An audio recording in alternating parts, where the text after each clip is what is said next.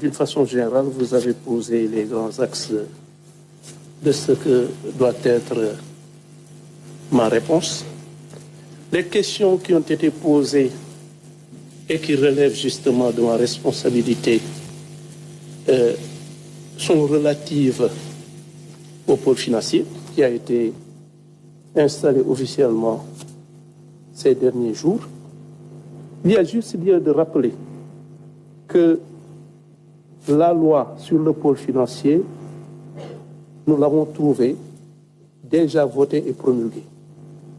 Cette loi a été promulguée le 2 août 2023.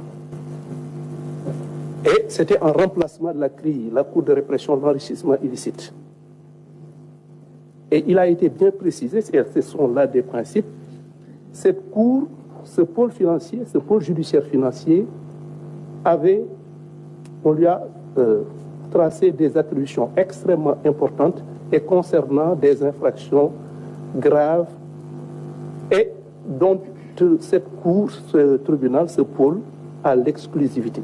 Donc, pour pouvoir poursuivre certaines infractions, il fallait absolument d'abord nommer les magistrats de cette Cour, ce qui a été fait le 9 juillet dernier, et ensuite procéder à leur installation officielle, avant même qu'ils aient pu trouver un siège.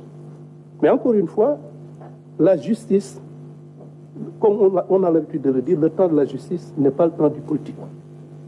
Et encore une fois, nous sommes là pour gérer un département déterminé. La justice entre dans le cadre normal des attributions d'un État. Et ce n'est pas parce qu'il y a le pôle financier qui a été tout simplement installé officiellement et qui commence ses attributions de façon tout à fait transparente et tranquille dans le cadre d'un respect strict des règles, des droits de chacun, mais dans le souci d'efficacité qui a effectivement eu à justifier sa création.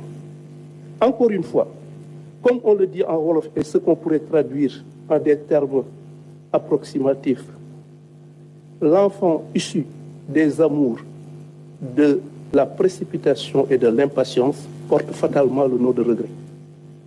Et nous n'avons pas l'ambition de regretter quoi que ce soit. Tout ce qu'on peut dire, c'est qu'on va s'en tenir aux principes sans faiblesse et dans le respect des principes des droits de tout le monde et surtout dans une application rigoureuse, impartiale et indépendante de la loi. Ceux qui me connaissent savent que je ne suis pas là pour que l'on me dicte la conduite à tenir.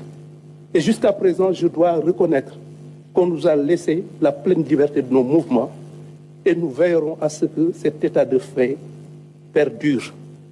Nous ne nous laisserons pas influencer par des pressions, les choses sont lentes ou pas, la justice fera son travail dans le respect des principes, de ses prérogatives et dans le rythme et suivant le rythme qui lui convient. C'était juste ce que j'avais à dire. Je vous remercie, Monsieur le Premier ministre. Merci, Monsieur le ministre de l'Économie. Merci, Monsieur le Premier ministre. Je voulais ajouter à ce que vous avez dit à propos de notre